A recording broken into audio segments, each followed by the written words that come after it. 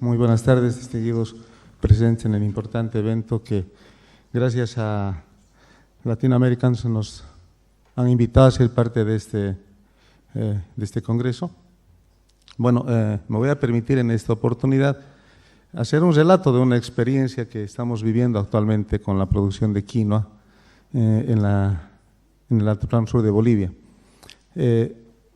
Hablamos de sostenibilidad porque el boom de la quinoa hoy en día en el mundo conocido y que se está consumiendo ha hecho de que se vayan ampliando la frontera y tengamos que producir quinoa, pero ya con criterios de sostenibilidad. Algunas placas voy a pasar muy rápido porque ya se los ha especificado. La quinoa es originaria de la zona del lago Titicaca, entre Perú y Bolivia, Bolivia y Perú, ahí se origina y pues se va expandiendo a nivel mundial en todos los países, tanto desde lo que es Chile, Argentina, Ecuador, que es una zona también importante de quinoa, y que llegamos en la zona donde es el potencial de Bolivia, es el altiplano sur. Esa es una zona del intersalar. Hay un salar que muchos de repente han escuchado o han visitado, el salar de Uyuni y el salar de Coipasa. Esa zona es la zona potencial de la quinoa en Bolivia. El 80% que sale de la quinoa para exportación sale de esa zona que es la quinoa real. En Bolivia, como les decía, tenemos la quinoa real y también tenemos quinoas dulces, hay que saberlos diferenciar.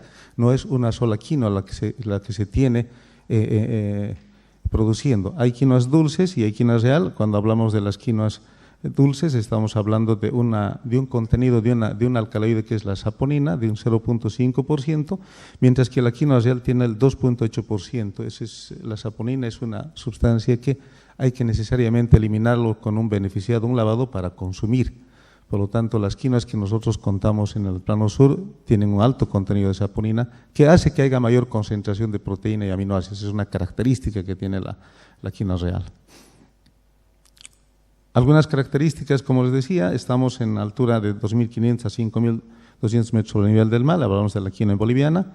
Cultivos lugares son áridos, semiáridos, cabeceras de valle, ahí les hablo de las quinoas dulces, tenemos la surumi, la chucapaca, la curmi, la blanquita, y en las quinoas amargas tenemos más de 3.600 ecotipos distribuidos en todo el altiplano sur de Bolivia. Es una riqueza importante de germoplasma que tenemos en Bolivia. La quinoa real presenta prácticas ancestrales generando una cultura productiva con criterios de sostenibilidad y alimento sano para su consumo. Eso es lo que se practica en esta zona. Aquí podemos ver, como les decía, toda esa zona del intersalar en Bolivia es la que nosotros producimos, esta quinoa que es la real. Algunas características de la quinoa: es una planta halófita porque resiste a suelos salinos, es una quinoa real cultivada es estonoico porque también es tolerante a muchas restricciones y factores ambientales, exigente en cuanto a sus requerimientos de suelos, materia orgánica de 1 a 1.5%, es muy baja la materia orgánica de la zona, heladas que llegan hasta 183 días de cultivo en producción, son heladas que se presentan en la zona, temperaturas de menos 8 grados centígrados, quiere decir que la zona llega a esas temperaturas, no que es que aguanta la planta, sino llega en la zona del altiplano sur. Hay precipitaciones de 208.7 milímetros, con muchas cosas la quinoa real madura con la lluvia prácticamente de un solo día, es decir, es tan bondadosa esta quinoa real que llega a esas características. Y nos preguntamos y decimos que es posible que en suelos pobres, arenosos y en condiciones climáticas adversas, los cultivares puedan completar su ciclo agrícola y producir un alto contenido nutritivo desde hace miles de años. Es una pregunta que muchos se hacen porque si hablamos desde el punto de vista agronómico, nos damos cuenta que es imposible hablar de un cultivo con esas características que se tienen.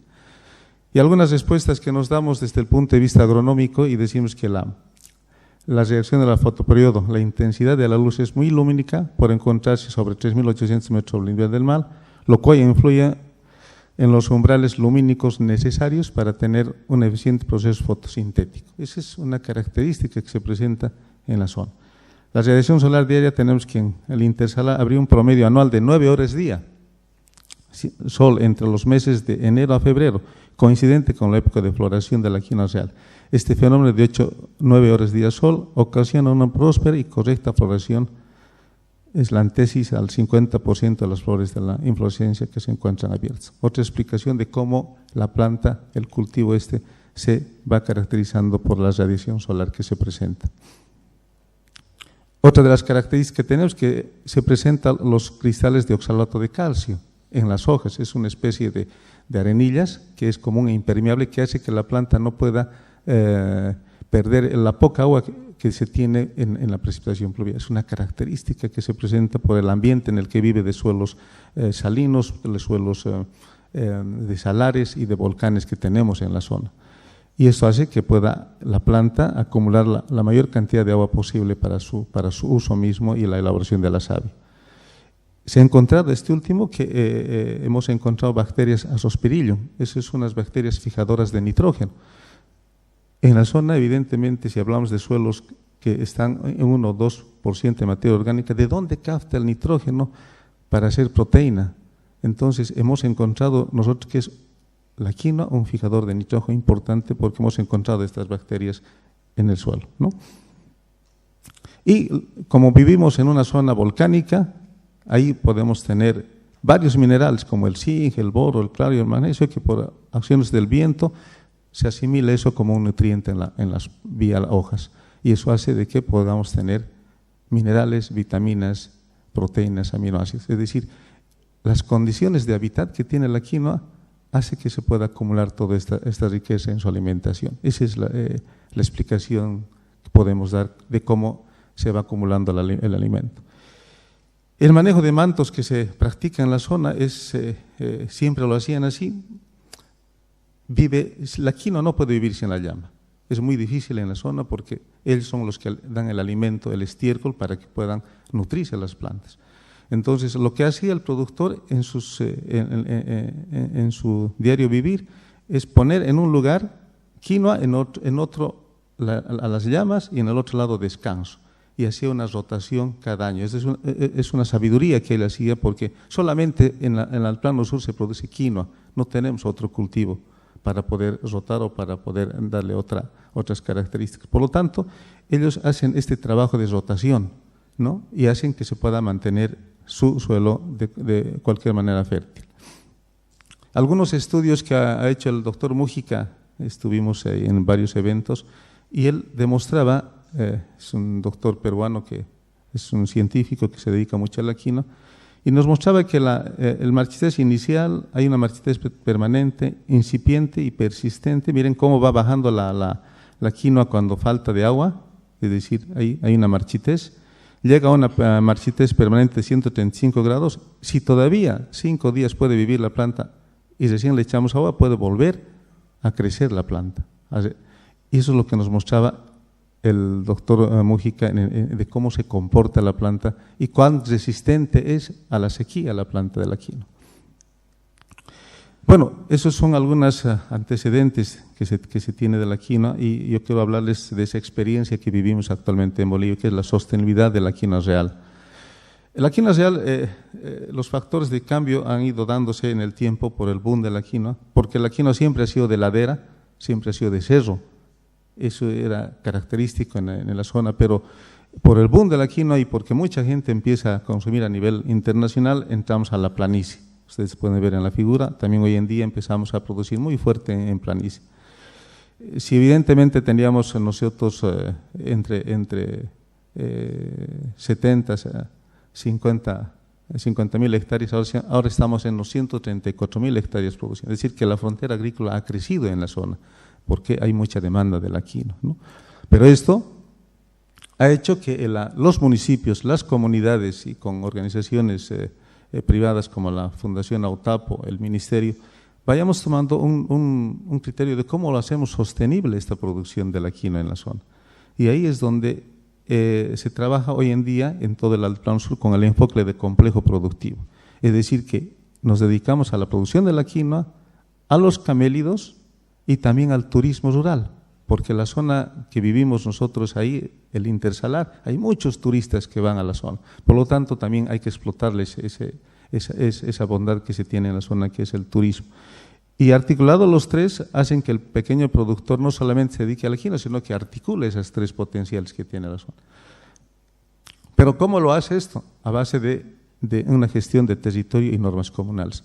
Esas de las normas comunales siempre había, solamente que con el tiempo se ha ido perdiendo, ¿Qué son las normas comunales? Son prácticas que regulan y organizan el acceso a los usos de los recursos naturales, tierra, agua, vegetación, fauna, minerales, disponibles para asegurar la sostenibilidad de los sistemas de vida de la gente y su territorio. Siempre había las normas comunales, pero se han ido perdiendo en el tiempo. Hoy en día se está fomentando mucho de que se articulen en las comunidades esos deberes y derechos que deben tener para preservar sus recursos naturales en la zona. Por lo tanto, cuando hablamos de esas normas comunales, estamos viendo que la Pachamama debe articular todo lo que está en su entorno, que es el agua, el aire, el suelo, minerales, la fauna, la familia como tal y la flora. Es decir, articulados esto, debemos producir la tierra de manera sostenible. Y para eso, pues, como experiencia, los municipios, las comunidades se han organizado. Hoy en día empezamos a trabajar de manera tal que se presentan proyectos de sostenibilidad en la zona, vía municipio y comunidades. Estos hacen de que podamos tener diferentes tipos de proyectos que van en beneficio a estas comunidades, como son los cercos, atajados, abonamiento, perforación de pozos, porque hay muy poca agua, estamos trabajando en eso. Hay un repoblamiento de ganado camelido, evidentemente estamos haciendo de que haya más ganado camelido de lo que existía, porque la frontera ha crecido. Trabajamos con implantación de barreras vivas para temas de erosión, evitar la erosión porque los vientos son muy fuertes, y se está trabajando mucho con riegos localizados en la zona, ¿no? También con cosechas de agua, son prácticas que se le dan en las comunidades, y las delimitaciones de parcelas en descanso y en producción, que es a base de cercos que se establece.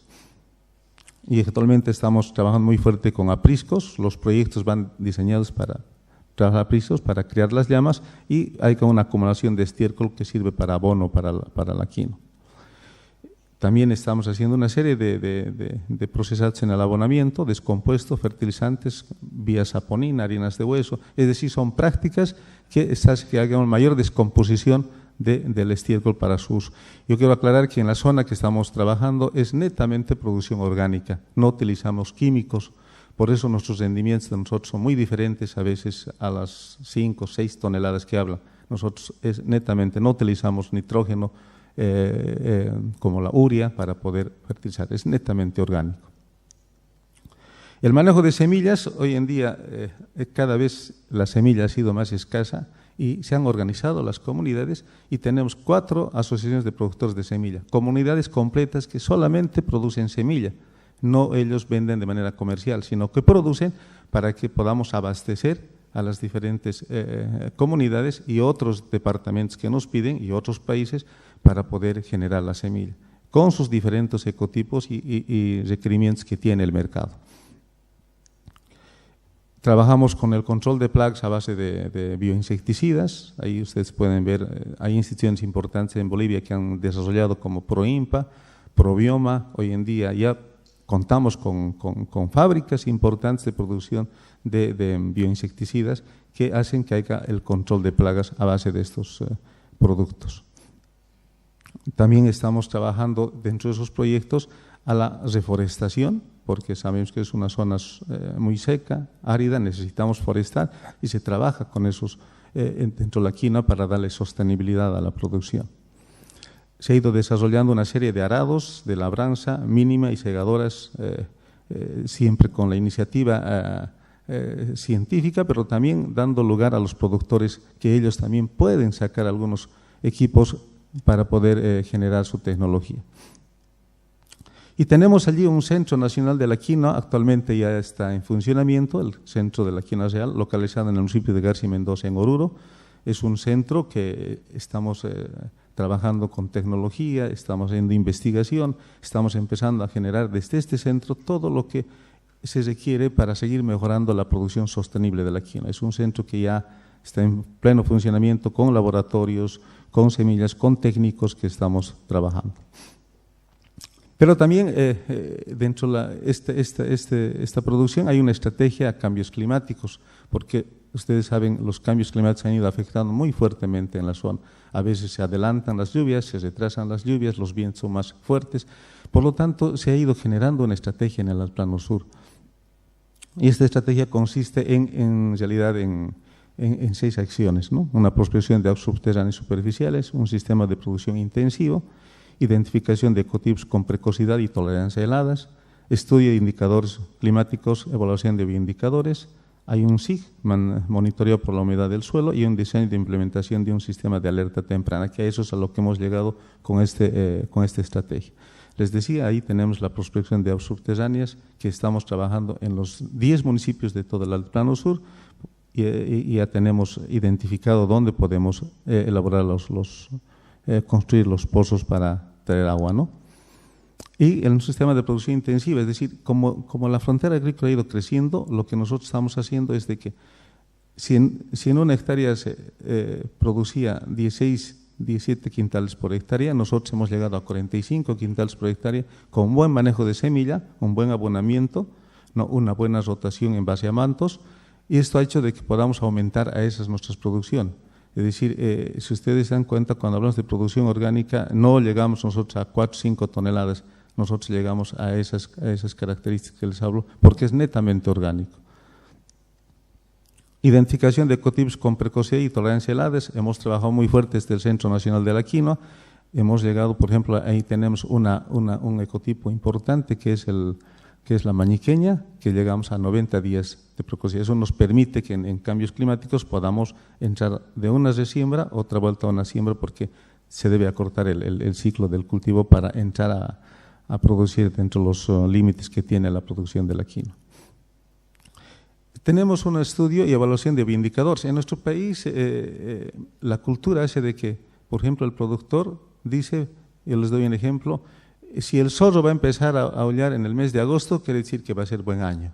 O sea, son conocimientos ancestrales que se han ido trabajando y que nosotros los hemos ido rescatando. Va a empezar a florecer la tola en el mes de octubre, quiere decir que va a ser mal año. Es decir, hay bioindicadores que asume el productor y toma en cuenta para ver cómo él debe, cuándo sembrar, cuándo preparar el terreno.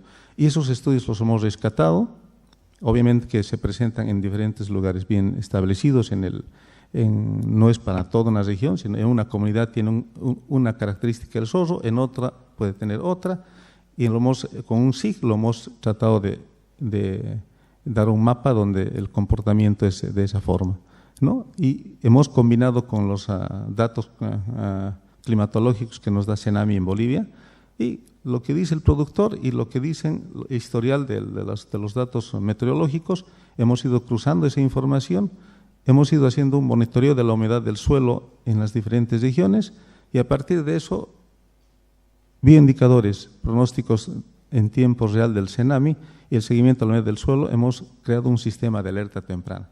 Este sistema permite al productor decir, a ver, ¿qué decisión voy a tomar ahora para sembrar? ¿Cuándo voy a sembrar? Eso es una forma de cómo estamos trabajando con las estrategias al cambio climático. Bueno, como es un enfoque de complejo, la diversificación económica, ahí tenemos también la gente se dedica al turismo rural, aprovechando la riqueza que tenemos en cuanto a turismo, y ahí mucha gente que va al turismo. Ahí tenemos, por ejemplo, el turismo vivencial comunitario, es un museo de la quinoa, en Mañica está esta zona, donde los turistas que van al Salar de Uyuni y entran ahí, visitan este centro muy importante, que está toda la historia de la quinoa, desde cómo se producía y totalmente cómo ha ido evolucionando la tecnología. Ahí hemos adiestrado a llamitas para hacer un trekking, donde los turistas pueden utilizar. Ese es otro ingreso que tiene el pequeño productor de la agricultura. Bueno, se ha ido diversificando la quinoa en diferentes productos, como una diversificación económica. Hemos asistido con los productores a varias ferias internacionales, nacionales, regionales, para seguir promocionando la quinoa a nivel mundial, ¿no? Y podemos decir que la ganadería es muy importante por el equilibrio del territorio. Agricultura y ganadería son actividades complementarias. Por eso es que actualmente la experiencia que estamos viendo en el Altiplano Sur es que, así como producimos quinoa, tenemos que criar a las llamas, porque ellos son los que le dan el alimento a la quinoa para que pueda crecer y desarrollar. Ese trabajo se está haciendo muy fuerte, pues ha sido un incentivo, un trabajo coordinado con el Ministerio de Desarrollo y Tierra en nuestro país, que cada vez está haciendo mucho más fuerte este trabajo de la complementariedad quinoa con camélidos. Esa sería la presentación. Les agradezco por su atención. Muchas gracias.